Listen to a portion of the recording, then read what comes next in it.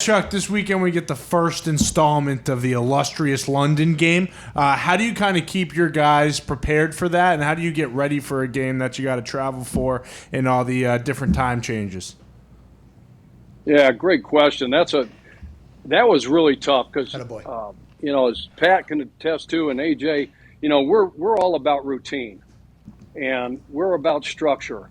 And Monday is Monday, Tuesday's Tuesday, Wednesday's Wednesday, and now you get, thrown and you look at the schedule and say we're playing such and such in London, and that is a ball buster, man, on an organization, on a team. I mean, it's hard. It is really, really hard. And we went over there in 16, close one, lost to Jacksonville by 3. I went over there in 19 with the Bears. Lost a close one by 4 to the Raiders. It's really, really difficult. So what we tried to do is you got to get all your work done, get a lot of work done, up until Thursday. And then what we did was, get the lion's share of the game plan in and then fly over Thursday night and try to convince the players, okay, you have these little goodie bags with the melatonin, with all this stuff to help you sleep. And this is mandatory. You have to sleep all the way over. Yeah. Okay? You have to sleep all the way over. So then when we get to London, all right, it's like 6:30, 7:30 in the morning. We leave Thursday night sometime, right?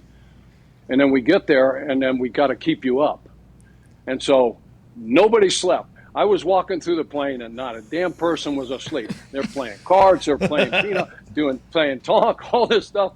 And I'm like, get to bed, goddammit. Our body clocks. We're going to get our asses kicked. So you try to do that. Keep them up Friday.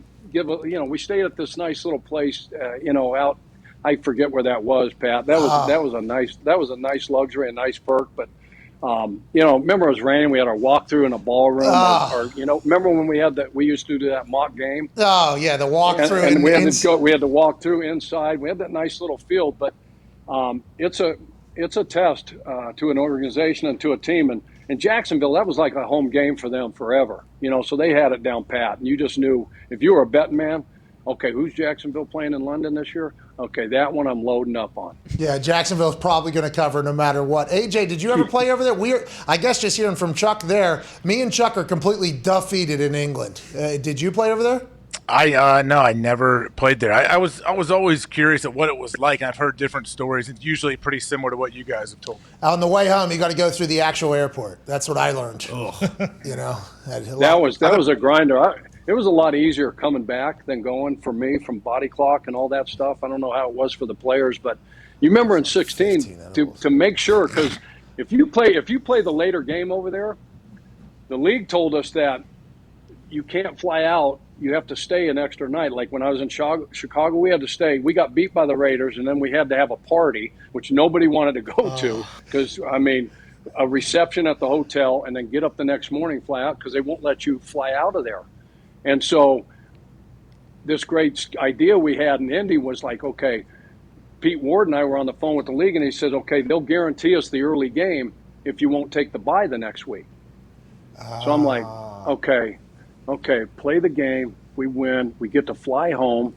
All right. We play Chicago the following week, if you remember this, and don't take the bye. And that was rolling the dice. I don't know how smart that was, but just to make sure that we got home, a day earlier, AJ and guys. And we appreciate how we beat Chicago. No, I think how we beat Chicago that next weekend because I was done, man. And we escorted. Hey, we appreciated the decision, though. I think everybody was excited to get home after that thing, but we weren't allowed to leave because Jacksonville flew first because they won or something like that. I forget. We were held up in that dining area or whatever, and then obviously the airport situation for me was one that was wild. Go ahead, Diggs. Did you know I was on, you had to have. I had a bunch of edibles, a bunch of them, a bunch of them. And I thought, with dope in them. With, all right, easy, the way you described the things that I was eating.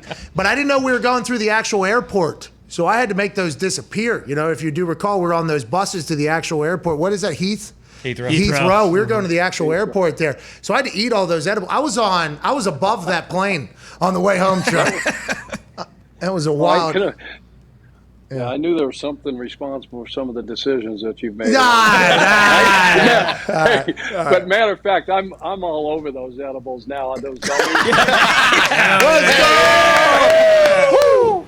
Hey, Chuck. No, it's so good for my body, and agreed. All that kind of stuff. Helps me sleep. Yeah, it's awesome. My joint pain. Yeah. I can golf every single day on those things. I love it. Yeah, me too. I love them a little bit too much, And I do. If you do recall when those, and you never did a part of it because you're a head coach. Obviously you're a head coach. You never were part of it. But those days where those annual tests were announced to the team, man, what a fucking celebration when McAfee was said. Those were some of the happiest days of my life, Coach. Those were some of the best days of my life. How about when Dave would come up, after practice? Okay, Coach, I got a list of names. Okay, Hammer way, go ahead, Hammer. And so I start going through the A to Z, right? And guys are just like, not good. Just got their head down, like, God, please don't call my name. Please don't call my name. And they're like, oh, thank God. And then there's some people, like, wait, and Mathis, okay, what's next? McAfee, fucking right. Okay. All right, I'm free, or I got 3 more months to wait. What a wild time it is in the NFL. We're talking to